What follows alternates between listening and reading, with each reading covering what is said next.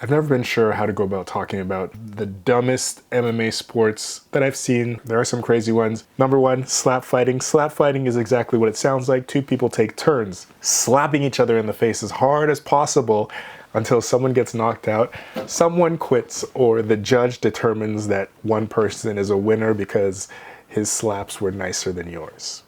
Now, the biggest league is Power Slap, created by Dana White. It's sanctioned by the Nevada State Athletic Commission. I don't understand.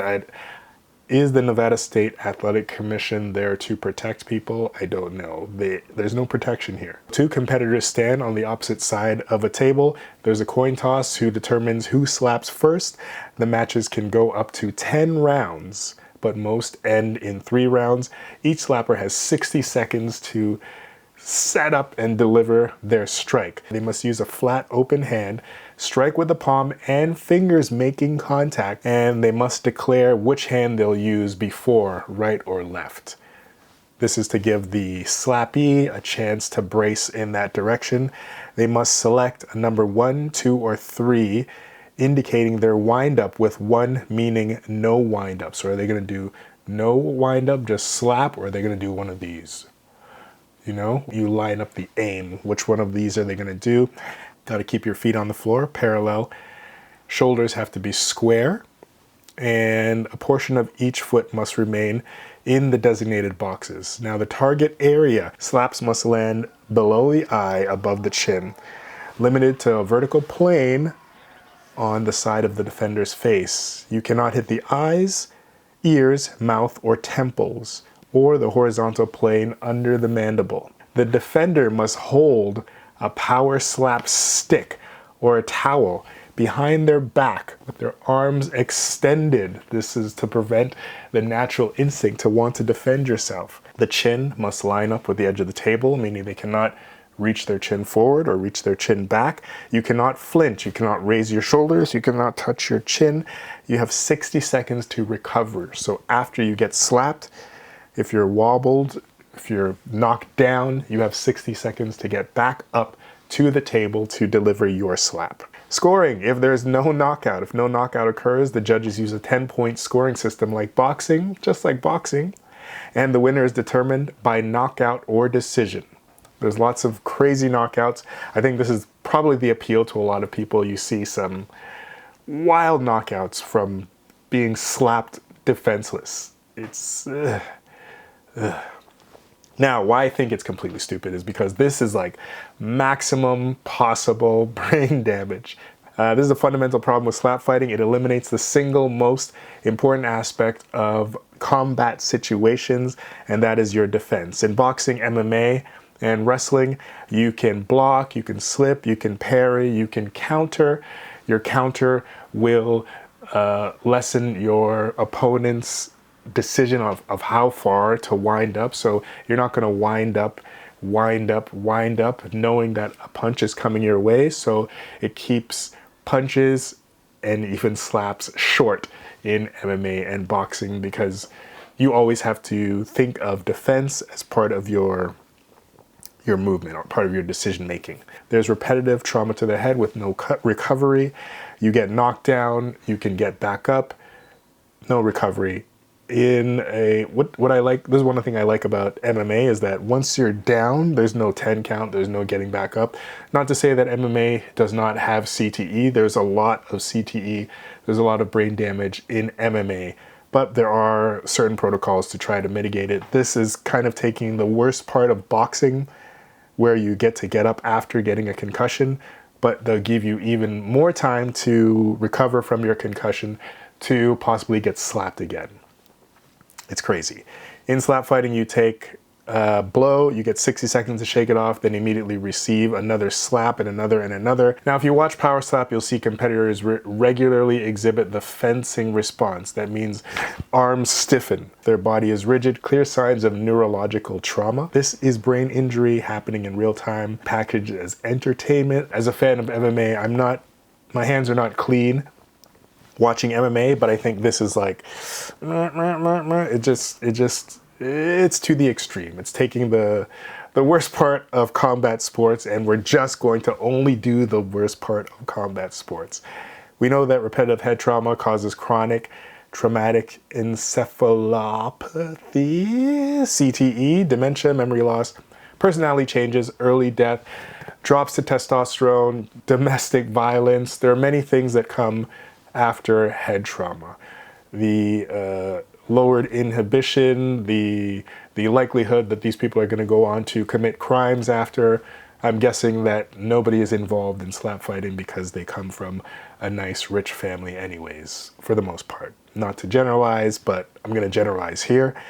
Slap fighting accelerates the process by removing any pretense of self-preservation. The counter argument to this is it is super entertaining.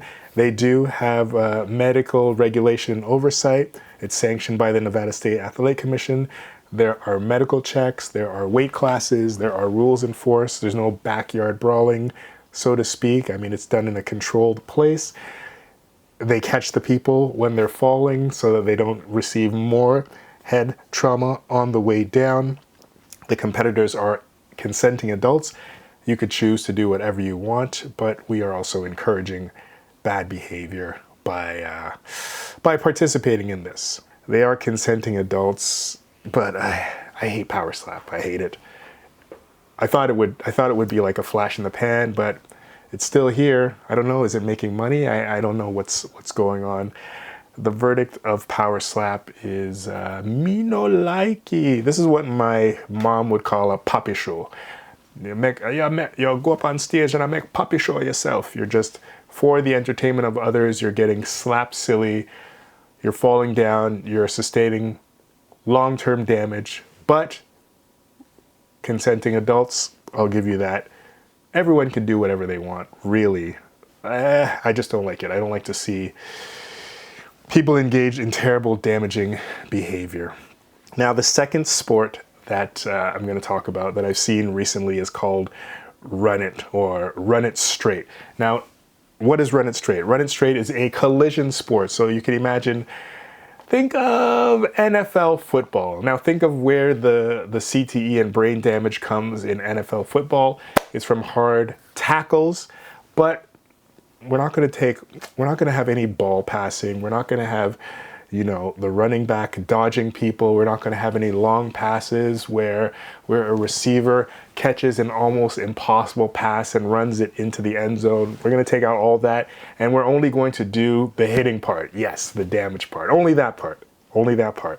Run It Straight, a collision sport where two people sprint directly at each other. The objective is to bash into the other guy. You are there to bash into the other guy. There's no protective equipment, there's no helmets, just two people running full force into one another. The sport originated with a group of friends in Melbourne, Australia, less than 2 years ago. We've been blessed with this in the last 2 years, and it has since spread to Auckland, Dubai, and beyond. Prize pools up to $200,000 for the championships. There's an arena 20 meters long by 4 meters wide. There's one runner and one tackler. So one guy is actually carrying the ball.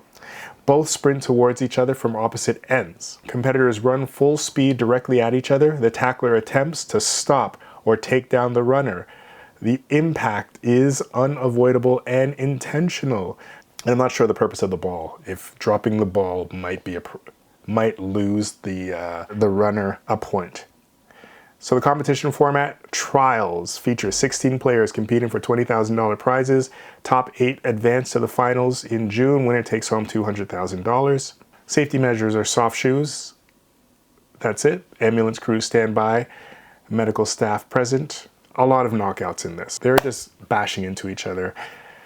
I've also seen the argument of the NFL that, if the NFL adopted the style of rugby with no helmets and no pads, then they would lessen the CTE. But I know also that rugby players also do get a lot of head trauma as well. Now, why it's stupid? Being that it's only a 2-year-old sport, there's already one teenager who's already died. May 2025, a 19-year-old from Palmerston North, New Zealand, died after being critically injured playing a tackling game based on Run It Straight. So this was not a sanctioned Run It Straight game. The teenager dead from a sport. There are multiple knockouts in every event, so if you watch an event, there are going to be people getting knocked out. At the Melbourne final, at least 2 competitors were knocked unconscious, completely knocked out from head-on collisions. Concussion Legacy Federation Australia's executive director Anita Salato said, "I cannot believe we've got this competition, which is encouraging people to run towards each other to knock each other out."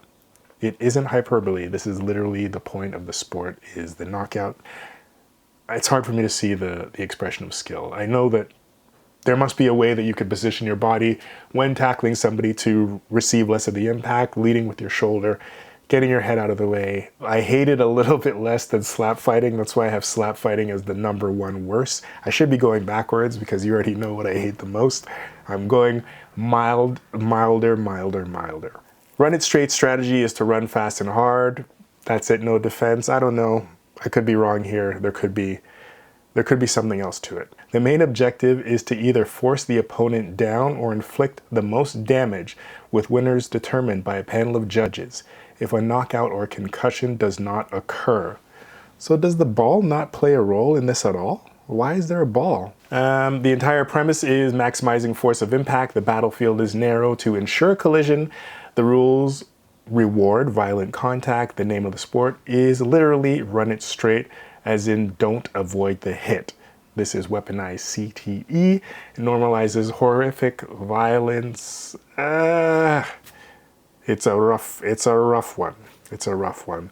It's already claimed 1 life. Some of the redeeming qualities, I'm struggling to find a redeeming quality, but I want to find a redeeming quality for each of these. I mean, people do watch them. There's prize money, and so there's a way to win $100,000, $200,000. I mean, that is life-changing money, but you could be also facing life-changing injuries. Maybe I'm being soft here. It is kind of a Russian roulette. Cash prize. It's hard to know your level of risk when just running into somebody else. It's a test of courage. It's a test of physicality. You got to be brave to do this. This is some man shit right here. Run It Straight. I can't defend Run It Straight. I don't know. I can't defend it. There's 1 teenager dead already. The competitors are being knocked unconscious with each event.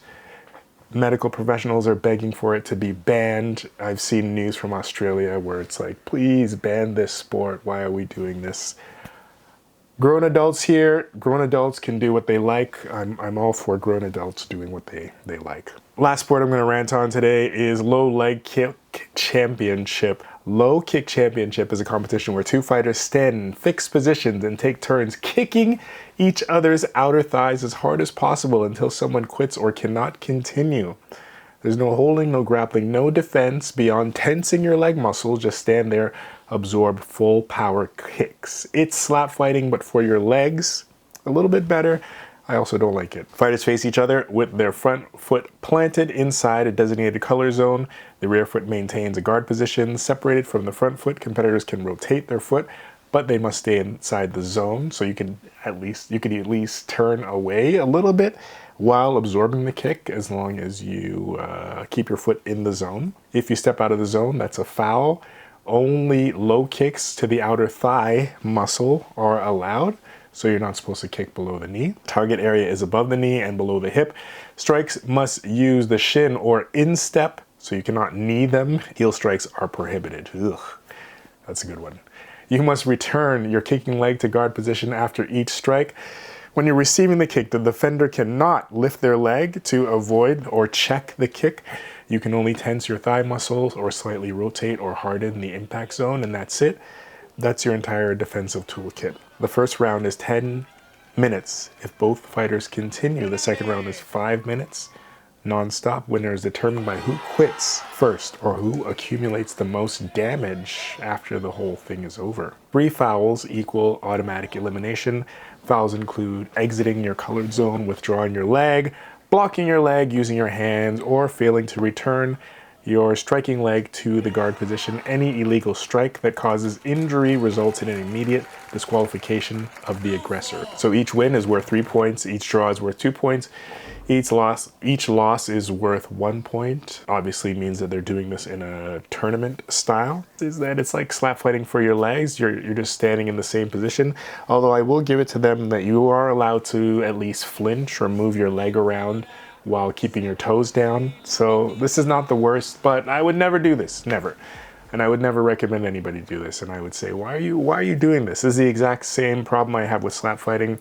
It's just a different body part, slightly less hate, but still high on the hate. No defense. You can imagine the catastrophic injuries to your legs, damage to your blood vessels, damage to the muscles. There could be bone damage. There could be possibly ligament damage. You're going to have quad contusions, hematomas from blood pooling inside of your muscle just from the constant strike to the same area. You could have muscle tears and strains. You could get nerve damage. You could get compartment syndrome. That's when the swelling cuts off blood flow. That can require emergency surgery. This is possible. Bone bruises on the femur are possible. And I'm sure that lots of the kicks go wrong and lots of guys are probably getting hit in the knees as well. 15 minutes of just pop, pop, pop, pop, pop, pop, pop. That's a lot of kicks. Probably more kicks than you're going to absorb to your leg in any MMA or Muay Thai match, because these are just going to be straight unchecked kicks for 15 minutes. Yeah, in Muay Thai, well-kicked kicks can end fights. I'm sure that's what's ending fights here, but as we mentioned, these are unchecked kicks. There's zero defense. I wouldn't say zero. Let's say I'm going to give this like a 20% defense. Since you cannot take your toes off the ground, just being able to move your leg around, that is some level of defense, but not adequate defense. Muay Thai kickers are going to do well in this. Kyokushin karate guys are going to do well with this. Any martial art where they really emphasize digging that shin into the thigh. Karate is pretty good for this. But the permanent damage that can result from this is a nasty possibility. Another reason why I don't love this. It's not a super athletic expression of a martial art. To me, this is like a tough man competition. This is like, you know, you and your friends punching each other in the shoulder until somebody quits. This is a tough man competition. Whoever is tougher wins, or whoever's body can take the most damage wins, which I understand. Some people like that. Some people like the go forward, even in MMA, go forward and punch until somebody falls. I've never liked this. I like a little bit more finesse, a little bit more strategy. I like what Anderson Silva used to do to people. I'm a fan of mixed martial arts. It's full of damage, it's full of head trauma, but it has the ability for each fighter to defend himself.